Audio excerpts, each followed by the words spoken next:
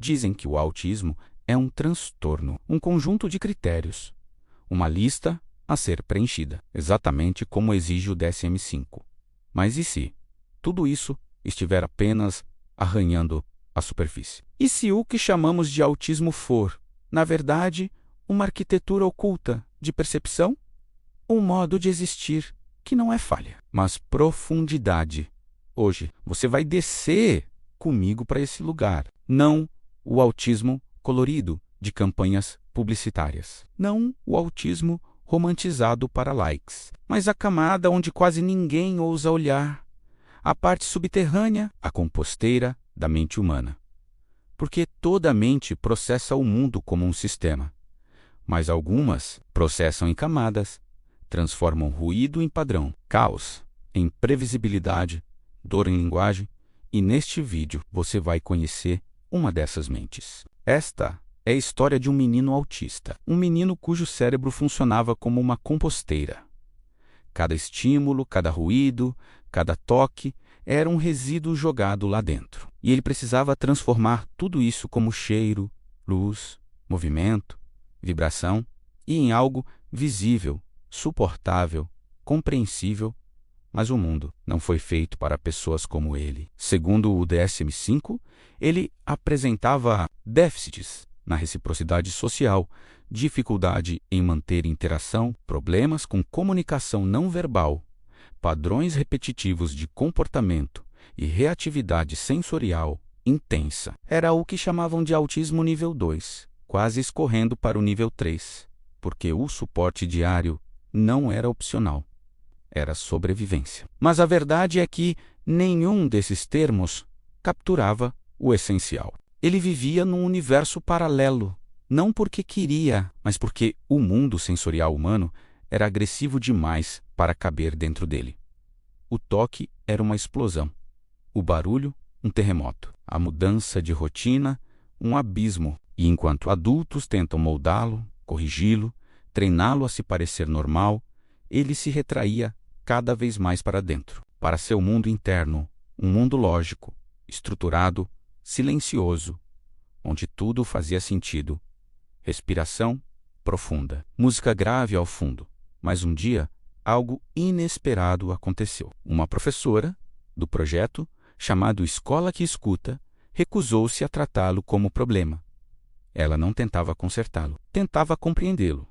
E pela primeira vez, alguém não via um transtorno. Via uma mente singular, uma mente que precisava menos de correção e mais de espaço.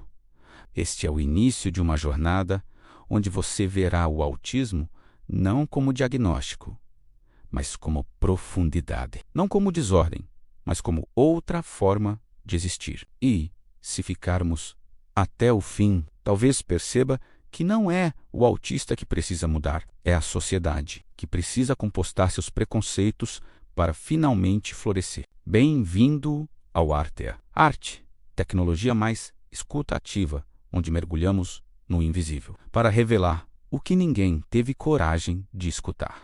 Para entender aquilo que chamamos de autismo, precisamos primeiro entender a arquitetura da percepção.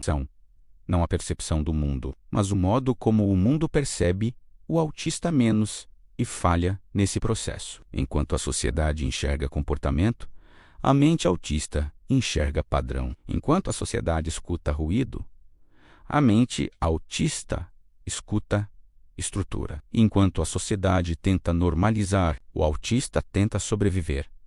Voltemos ao menino. Para ele, o mundo não começava com cores e formas, mas com intensidades. Tudo era uma tempestade sensorial.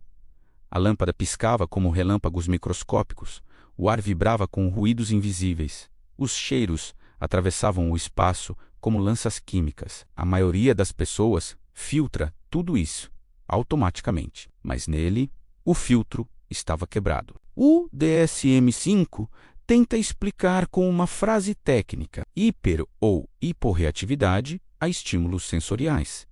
Mas a verdade é mais brutal. O corpo dele era uma casa sem portas. O mundo entrava inteiro, ruídos sobrepostos, como vozes distantes, intensificando-se. Quando ele entrava em um lugar cheio, a avalanche começava. Cada passo do chão, cada dobra de roupa, cada respiração alheia, e quando seu sistema colapsava, não era frescura, birra e teimosia. Era um meltdown, um curto-circuito emocional e sensorial, um pedido silencioso por silêncio, enquanto muitos adultos insistiam. Ele tem que aprender a se adaptar. Uma pergunta ecoava no fundo da mente dele. Por que ninguém tenta se adaptar a mim? Essa pergunta é o coração da neurodiversidade. Não é sobre romper regras, não é sobre negar dificuldades. É sobre reconhecer que há mais de um modo legítimo de existir. Mentes autistas pensam como máquinas de precisão, sequenciais, profundas, hiperatentas. Mas isso não significa facilidade, significa intensidade. Enquanto outras crianças mudavam de assunto como quem troca de canal, ele mergulhava num único tema como quem explora cavernas infinitas. Não era interesse restrito, era hiperfoco, um superpoder e uma maldição. Quando o mundo fazia barulho demais, ele corria para os padrões, para números, para engrenagens, para rotinas. Ali, seu cérebro respirava.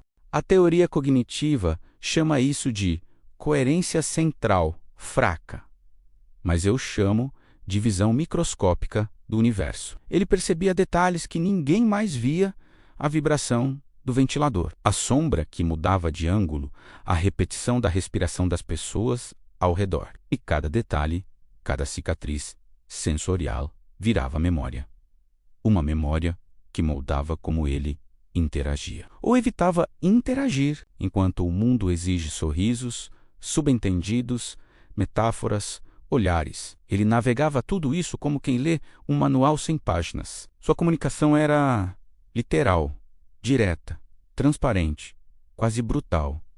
A sociedade chama isso de dificuldade, mas a verdade é honestidade radical. O problema não é que o autista não entenda o mundo, é que o mundo não entende o autista. Som de duas ondas batendo, sem se encaixar. A dupla empatia. O fenômeno mais ignorado no estudo do autismo é o da dupla empatia. Não é apenas o autista que tem dificuldade de entender o neurotípico. É o neurotípico que tem dificuldade de entender o autista. E ninguém assume essa segunda parte da equação.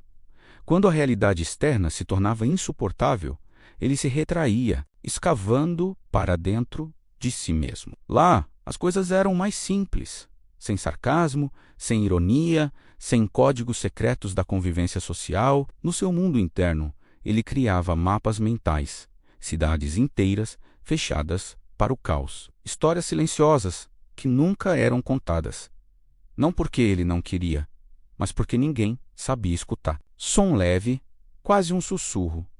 Vento passando por um corredor estreito. Foi nesse mundo interno que a professora da escola que escuta entrou. Não com força, não com ordem, não com treinamento, mas com silêncio. Silêncio de acolhimento. Ela percebia o brilho nos olhos dele quando falava de máquinas. Percebia que o steaming não era problema, menos era sobrevivência. Percebia que o meltdown não era ataque, era limite. E foi ali, exatamente ali, que ele começou a se abrir, não porque foi ensinado, mas porque foi escutado. A sociedade sempre tenta compostar o autista, aparar arestas, remover estranhezas, podar diferenças, mas o que ninguém entendeu é que não é o autista que precisa se decompor. São nossos preconceitos. São eles que precisam voltar para a terra. São eles que precisam virar adubo. Só então surgirá algo novo. Um terreno fértil para a neurodiversidade. Agora, você já desceu comigo as camadas mais profundas da percepção autista. Viu o mundo de dentro para fora. Viu a composteira mental trabalhando sem descanso, filtrando o impossível.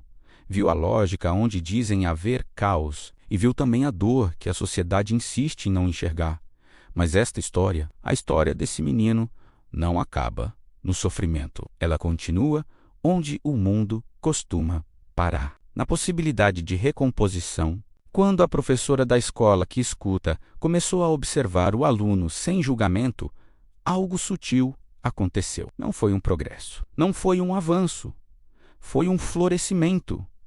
Porque o que floresce não é treinado, é cultivado. Ela percebeu que ele não precisava ser normal, precisava ser compreendido, precisava que o mundo permitisse que ele respirasse do jeito dele. E, pela primeira vez, aquele menino sentiu algo que nenhum diagnóstico oferece: pertencimento. Mas antes da recomposição veio o colapso. O burnout autista não é exaustão comum, é a soma de anos mascarando emoções, anos tentando interpretar códigos sociais, anos suportando estímulos agressivos, anos sendo visto como problema. Até que um dia, tudo quebra. O menino parou de falar por semanas. Não reagia ao toque, não suportava a luz. Era o corpo dizendo o que ninguém escutou: eu não aguento mais. O DSM-5 não fala sobre burnout. A sociedade também não. Mas todos os autistas sabem que ele existe, porque já estiveram lá. Foi nesse momento que a professora tomou a decisão que mudaria a trajetória dele. Nós não vamos forçar, nós vamos esperar. E naquela espera silenciosa, sem exigências, ele começou a voltar. Quando finalmente conseguiu falar novamente, não disse muito, mas o pouco que disse foi suficiente para mudar tudo. Voz suave, reproduzida como eco infantil. Eu só queria que parassem de gritar dentro da minha cabeça. Foi assim que ela percebeu. Não eram gritos reais. Era o mundo. Era o excesso. Era a soma de tudo o que ele recebia, sem filtro. Foi então que a professora criou a primeira regra da escola que escuta: acolher primeiro, ensinar depois. E essa regra transformou o menino, e depois transformou colegas, e mais tarde transformou adultos. Porque quando você ensina alguém a escutar o autista, você ensina alguém a escutar seres humanos.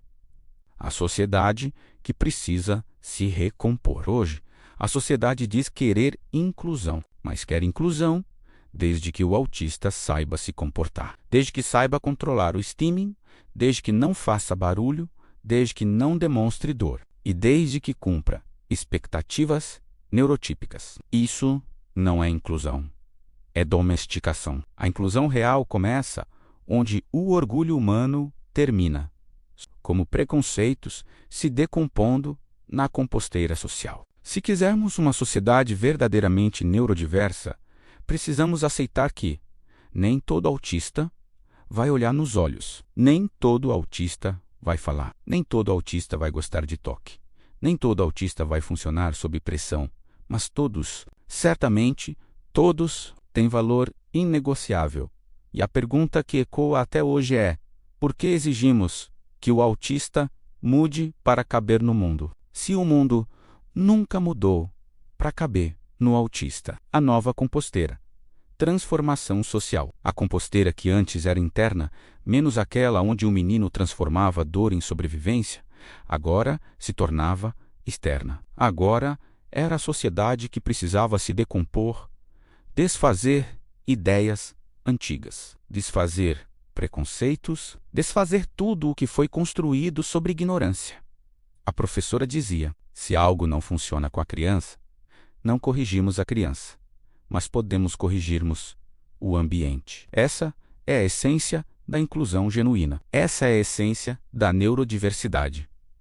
E pouco a pouco, o menino deixou de ser visto como um enigma para ser visto como inspiração. Não porque era superdotado, não porque tinha habilidades extraordinárias, mas porque ensinou o mundo a desacelerar, a observar, a escutar. Conclusão. O último círculo da narrativa. No fim desta história, o menino não se tornou um exemplo de superação.